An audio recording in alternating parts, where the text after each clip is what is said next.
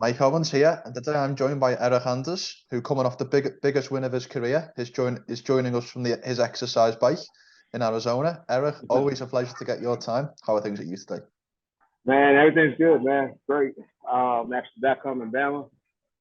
So it's yeah, enjoying a little bit, starting to get cold around here. How were emotions after the win? You know, we probably one of the biggest wins of your career over Kyle Daukaus. How were emotions after that victory? And I think that the last win is always the most important win, you know what I mean? So yeah, everything's good, it's great. And we're ready to get back in there. I was trying to fight this week, but it doesn't look like that's gonna happen. So yeah, looking to grapple at the end of the month. Was there a name offered for the 17th of December cards, or were you just looking for any replacement spots? Well, last week they offered me Open St. Brew, but I like, nah, he's too big, man. He's too big. He's not even close to my size. So passed that one up.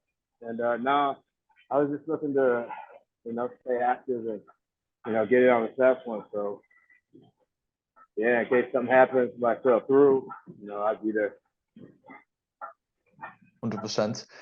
Was there any bad blood in this fight? I mean, there was a lot of talk about Daukaus being the more technical fighter. You've got to make this into a more blood and guts affair. Did you feel like you had something to prove in this fight over Daukaus?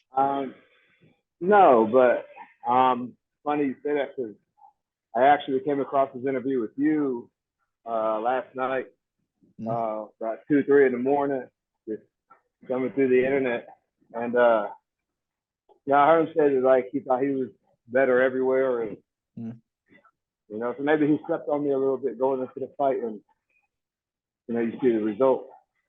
I'm a neutral party, by the way, Eryk. I like both you and Kyle. Yeah, no, just so you know. There was a lot of talk as well about Daukaus' last fight, the knockout loss to Roman Dolidze, and he seemed to struggle to take a lot of your power shots in there. Do you think there was any hangover from that fight? Do you think Daukaus was compromised from the previous loss in any way? Yeah, sure. I think anytime you have all that stuff put in your face, you're not as durable as you used to be. And I didn't even know the extent of his injury until after we'd already signed to fight. I was grappling for CFSC up in Philly, and some of them were telling me they had a bunch of metal and stuff put in his face. So, and they told me that. I thought to myself, that's probably a little soon to come back. I think if that happened to me, I'd take at least a year off. Sparring, certainly fighting, probably just grapple, probably just jiu-jitsu with that. Sometimes the wrestling, you gotta like stick your face in there, So, but whatever. If he felt confident, if he thought I sucked that bad, that's on him. 100%. First KO win, I think in over about 3.5 years. The last one coming off the Marrero win down in 2019. Does it feel different getting a knockout victory to getting the decision victory? And if so, what are the main differences? Yeah, man. I don't get paid by the hour, so anytime I get out there in less than 15 minutes is good. So and that's what I do. I finish fights, and I kind of like found myself again. You know what I mean? So I don't expect to get too many more decisions. Would you say this is one of, if not the best performance of your career? Yeah, absolutely. Felt fast, felt good, saw everything coming. Realized he couldn't hurt me, so that just kind of added fuel to it. You obviously come off a little bit of a rough patch in your career with the losses to Muniz and Park, albeit the very controversial Park loss. Did you make any changes in the run to the Daukaus fight? Was there any changes that you made in preparation and in camp for this fight? Yeah, my attitude was different. I'm always like the bigger guy whenever I spar, and I always spar like younger guys, so I tend to not go as hard because I don't want to hurt nobody. You know what I mean? Like I'm a kind soul, I'm a gentle soul. You know what I mean? So I don't want to hurt anybody, but for this fight, this is a must win for me. So I kind of told my training partners, like, hey, we're gonna pick it up this camp, and I went harder. And yeah, I think that along with I made it a point to be 210, below 212 on fight night, and I was like 210 with all my clothes on, so I felt light, felt fast, and just felt supreme confidence. Did you feel any extra pressure with the back-to-back losses hanging over you? Because, there's an unofficial rule sometimes with 3 losses and maybe you're out. Did you feel any extra pressure? Not really. I'm not like financially set, but I'm all right. Not where I want to be, so I don't have to fight. I don't need to fight. I do it because I like it. I love it, and that's the difference between me and a lot of these guys. They do it because they have to. Like their only stream of revenue, and that's not the case for me. Do you obviously you have a very storied NFL career or college football career. I don't really know the specifics because over here American football is not a thing. I tried to do my research; it doesn't make any sense to me. But I know you had a very successful career.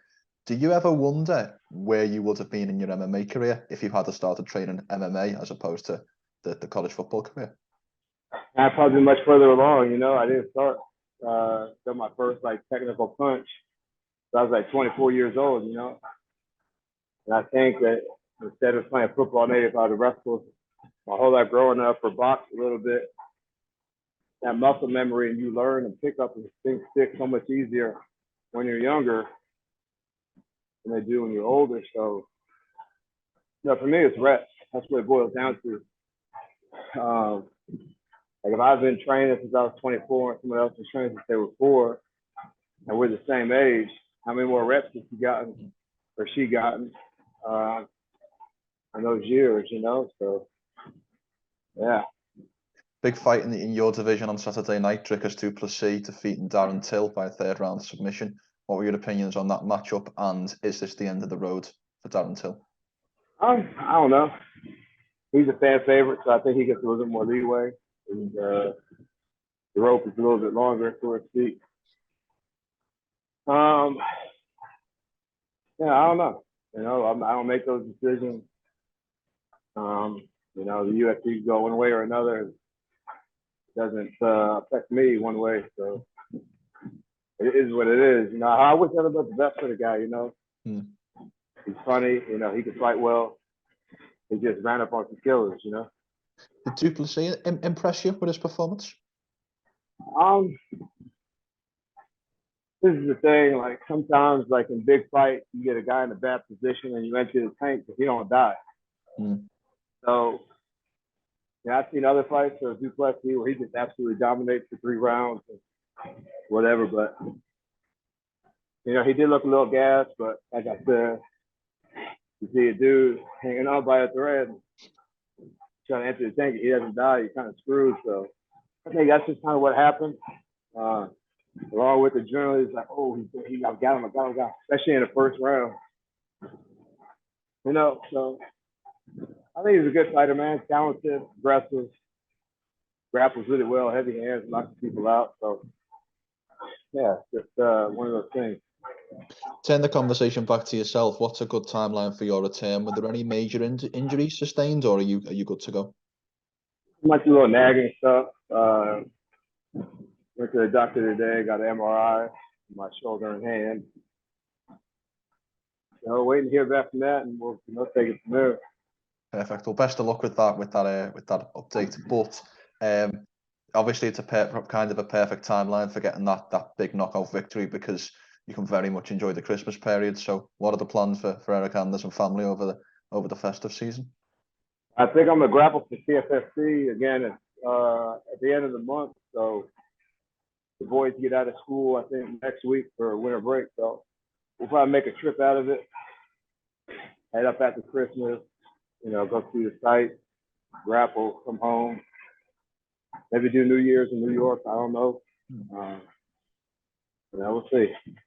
Perfect. Well, congratulations on the victory. It was great to catch up, and I hope I never made your exercise bike workout a little too difficult for you. Yeah, you hear me struggling on this thing, man. Yeah, Eryk, I catch my breath in between sentences. Last one from me. If you'd like to shout out your sponsors or your social medias, the floor is yours for the last words. Yeah, man, you guys can get at me all social media outlets. even OnlyFans at Eryk Anders, ERYKANDERS. Big shout out to Red Gear for supplying gear, because without that you can't train it. So need that. Appreciate you guys. Make sure to subscribe to the LowKick MMA YouTube channel for all the latest news, event previews, and interviews with some of the biggest stars in MMA.